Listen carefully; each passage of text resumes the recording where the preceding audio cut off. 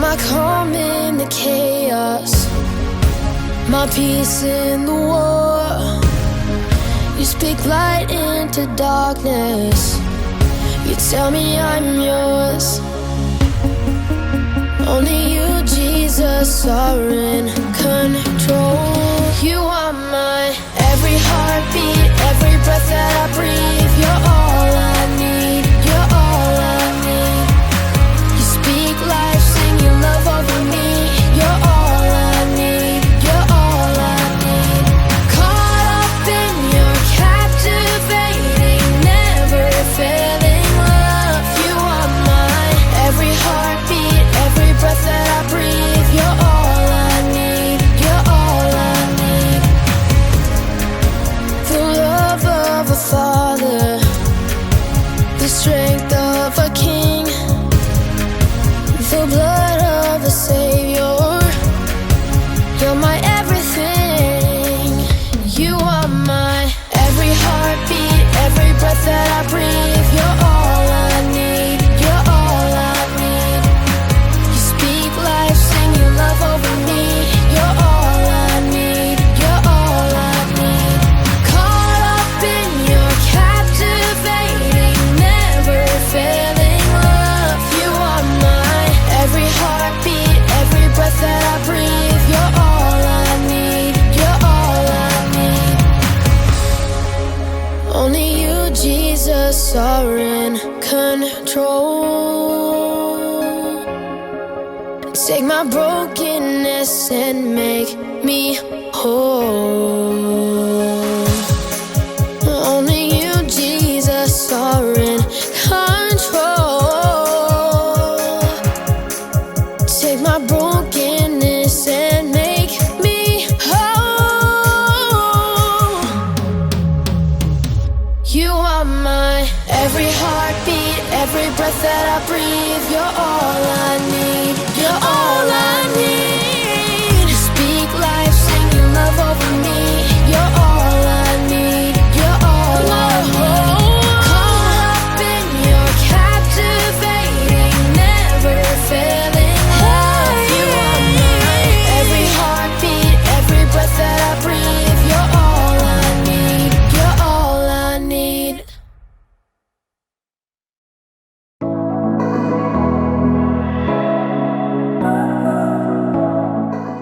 Hello everyone, my name is Haley. It's summertime! And we're talking about what it means to make waves.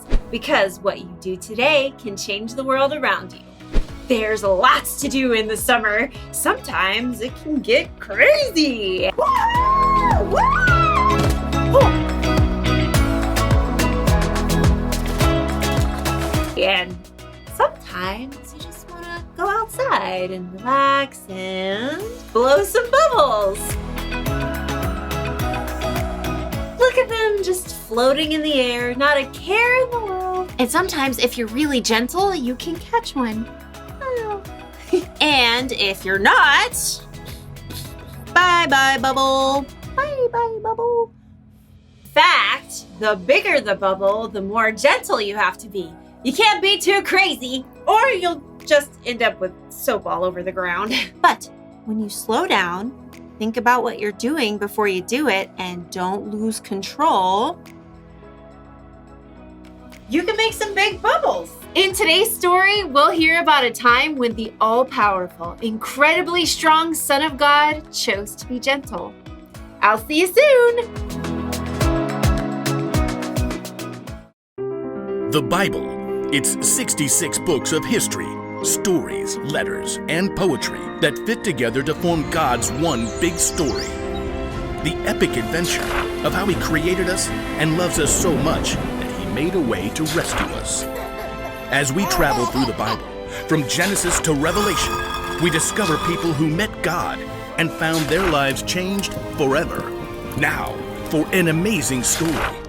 Inspired by the book of Mark, chapter 10, verses 13 through 16. As Jesus traveled, teaching and healing people, He grew more and more popular. Crowds gathered everywhere He went, and people clamored for His attention. Jesus' friends must have felt like they were on a wild ride some days. This is all getting out of hand. Some days we hardly get to talk to him. It's like we're just here for crowd control. Jesus has the Pharisees going after him at every turn, and half of Galilee wants him to heal a blister or fix a sore toe. As Jesus and his friends traveled toward Jerusalem, they stopped at a town across the Jordan River. Once again, religious leaders tried to heckle Jesus. They won't leave him alone. After the Pharisees finally left, the disciples gathered around Jesus. At least he gets a break now. Yeah, and we get to actually hang out with him. Just us. No loud, demanding crowds. It's a ruckus. Jesus' friends looked up to see another group coming their way. Moms, dads, and a whole group of small children.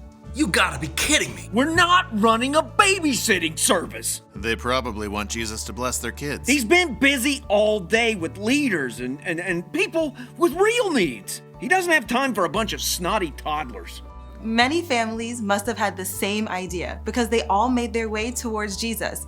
Some kids ran around shrieking, while others held tightly to their parents and watched with big eyes. Please, could Jesus bless my little girl? And my boys, if he could just lay his hands on them. I brought my little granddaughter. Hold it. Jesus can't see you right now. He's tired. Not to be harsh, but he's got bigger fish to fry. You know who you're asking to talk with? I saw Jesus face down the wind and waves. He can heal sickness and turn one meal into a feast for 5,000. And you want him to waste his time singing Itsy Bitsy Spider. When you put it like that. Jesus heard the commotion. He quickly came forward to see for himself. Sorry. These people want you to bless their kids. Yeah, they're about to turn this place into a circus. Don't worry, we'll get him out of here. Stop. What? Let the little children come to me. For reals? Don't keep them. God's kingdom belongs to people like them. Okay. Change of plan. Go ahead and bring your kiddos. Line up. Let's keep this orderly. There was something about Jesus that made every single child feel safe. They crowded around him, laughing and talking and asking all of their questions at once. Jesus, I hurted my finger. See my boat? It goes swoosh underwater, but my daddy won't let me fish with him at night because it's past my bedtime. And do you like rabbits? Jesus, I want to play hide and seek. Children were considered the least important people of all at this time, but Jesus stopped everything to welcome them with his arms open wide. He cradled wide-eyed babies. He scooped up wiggling toddlers to sit on his lap. Jesus may have even played hide and seek with a few rambunctious 3-year-olds. I think he's actually enjoying this. He's really good with them. It's been way longer than he spent talking to the Pharisees. Jesus, who could command a wild storm to stop with the power of his voice, chose to gently rock a fussy baby. He blessed a 4-year-old as she told her epic story, and he may have even healed a few skinned knees. After a time, Jesus looked up to smile at his friends and the grown-ups who watched. What I'm about to tell you is true. Anyone who will not receive God's kingdom like a little child will never enter it. Us? Like kids? Jesus was not just showing the crowd that children were important. He was actually telling them that they needed to come to him just like those kids, full of imagination and ready for adventure, and with complete trust that all of their needs would be met. Looks like those kids need a couple more people for tag. I'm in. Why not? Jesus made it clear to his followers that every single child is valuable to God, and that God can give you the strength to be gentle.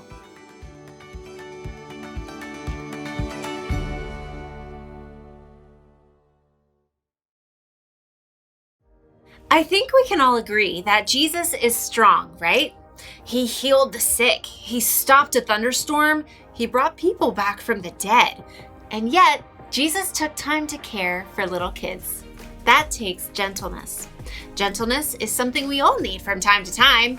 Don't get me wrong, there's a time for crazy. Woo! Then there are times when you need to be gentle, like when you're around babies or little kids, or when you're around someone who's sick, or even someone who's really sad. Being gentle means taking the time to think about someone else's needs. It's slowing down, thinking about what you're doing before you do it, and not losing control. It's kind of strange, but it actually takes strength to be gentle. Like when you're super excited, woo! Oh, or when you're angry or frustrated.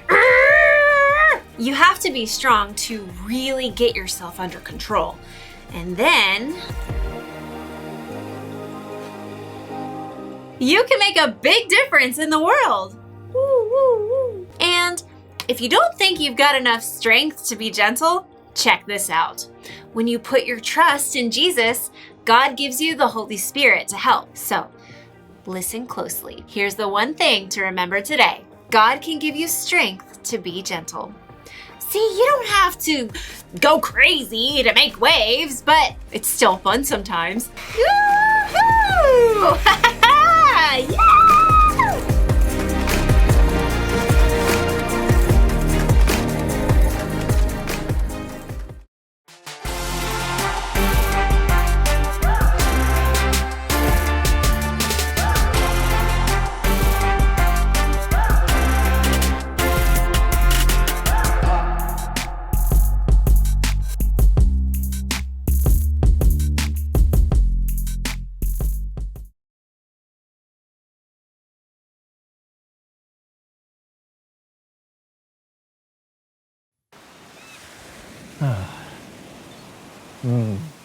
Nice calming waves. Oh, breathe easy, John.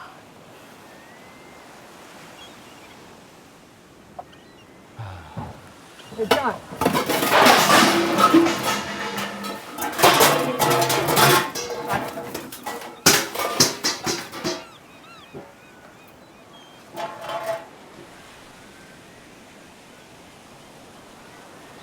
I'm making soup. I'm in. All right. Can you grab a pot? Yeah.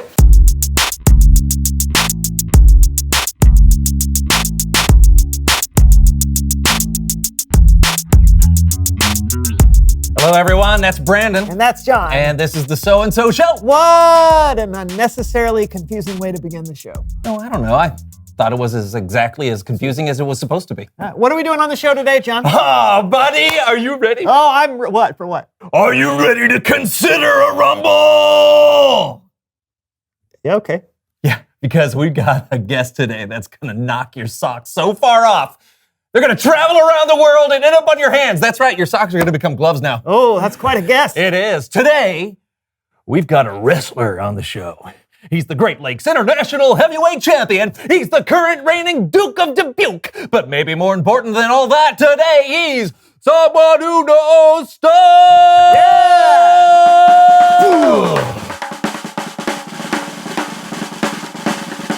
Oh! Yeah! Come on in. Nice to meet you, nice to meet you!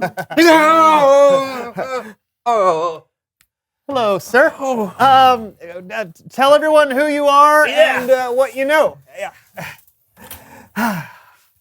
Whoa. My name is Hayden the Vaporizer, and I'm a professional wrestler. Oh, cool. How'd you get that name? My mom had an uncle named Hayden, and she named me after him. No, I mean the vaporizer part. Because I vaporize my opponents! Oh, right. Mr. the Vaporizer, it is a tremendous honor to have you here, and I have so many questions that I want to ask you. So first of all, your finishing move is called the Mars Rover. Now, why is that? Because I send people to outer space and leave them there! Oh, of course. That makes total sense. Okay, question number 2. Of all your opponents, who do you think is your number one nemesis? It would have to be the heartthrob, Zack Slater. Ooh. He gets on my last nerve. Okay. Stay there, chicken. Third question. What do you like to do when you're not wrestling? Floral arrangement. Oh, yeah, I knew it. I knew you'd be floral arrangement. Oh, yeah. Ever since I read Eileen Johnson's breakthrough book, The Art of Floral Arranging, I've been a floral arrangement maniac. You'll forgive us, Hayden, if we're a little surprised. It just doesn't seem like dealing with flowers is a good match for a guy like you. Is it because I'm big? Yeah. Strong? Is it because I crushed the opposition into the very vapor I breathe for power? Well, yeah, all of those things. You know, I spend all day throwing people around in the squared circle. I have to be strong. So when I'm on my own time, I like to be gentle. Gentle? You, Hayden the Vaporizer, the guy that threw Teddy Rich off at the top of the cage. Yeah, pal. I spend a lot more time thinking about flowers than I do wrestling. In fact, hold on here for a second. Okay. Did you shake his hand? I know. It hurt. Oh, wow. Oh, wow. Check it out, brother. Asiatic lilies, yellow snapdragons, hot pink carnations, and purple statice tastefully arranged in an artesian vase. I call this Tuscan sunset. Smell it, fellas! Oh. Good stuff, huh? Oh, that's great. It makes me feel calm just smelling it. Yeah. Nothing spruces up a place like fresh flowers. Yeah. Can we keep this? No! Okay. I'm sending this to Max Von Mean. Oh. I'm taking him on next weekend. And you know, you gotta do something nice for someone before you bludgeon them beyond all recognition. And Max, if you're watching this now, I'll see you this Sunday at the Sportatorium, and you will be vaporized. Oh yeah, that's a fresh bouquet. All right. Wow, Hayden, thank you so much for joining us today. I'm glad we got to see the you on the inside. Yeah. Glad I could show it off. Yeah. You know, I think strong people can be gentle. I think strong people should be the most gentle. I believe we have a greater responsibility to do so. Oh. Wow. Cool, Mr. the Vaporizer. Deep thoughts from a strong man. You got that right! Oh! Okay. Thank you.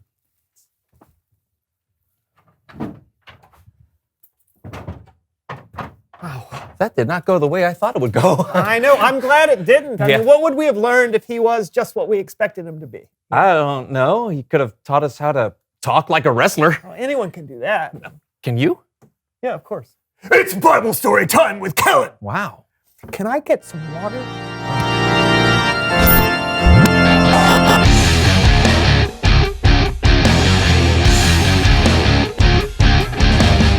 Hey, fellas. Hey, Kellen. I hope you've got a killer Bible story for us today. That's right. We're ready to have our worlds rocked. Okay. I'll see what I can do. Thanks. Today's story comes from the book of Mark. It's a short story that can sometimes be overlooked about people who can sometimes be overlooked. Check out Laundry Theater.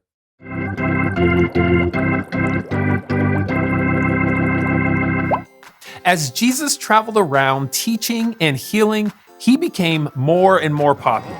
Crowds of people followed Jesus to see what he would say and do.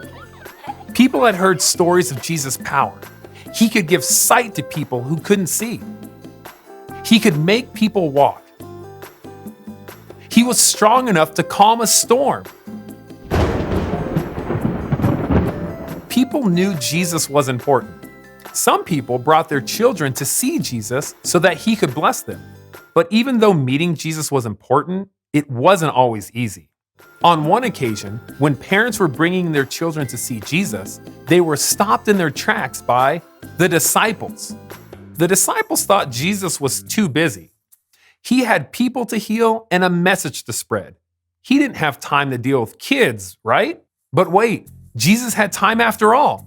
He got angry with the disciples for keeping the children away. He said, "Let the little children come to me. Don't keep them away. God's kingdom belongs to people like them." So the disciples did what Jesus said. They let the little children come. Jesus blessed the children as they came to him. He held them in his arms. Maybe the disciples got in on the fun too.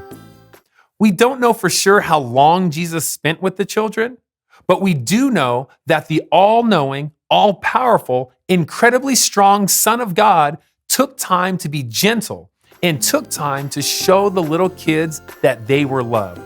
The end. Jesus said to his disciples, "What I'm about to tell you is true. Anyone who will not receive God's kingdom like a little child will never enter it." That's how important children are to Jesus. He said that even grown-ups should come to God like little children, full of fun and wonder, and with a trust that all their needs would be met. Everyone is valuable to God, no matter how small or how overlooked. Did that rock your world, fellas? It did. Hey, we're learning a lot about gentleness today, Kellen. I love how Jesus took the time to be gentle. Yeah, even though we usually talk about how strong he is. Being strong doesn't mean you can't also be gentle. Sometimes I think it takes strength to be gentle. When you get all angry or you get really passionate about something, your first instinct might be to get all gruff and tough.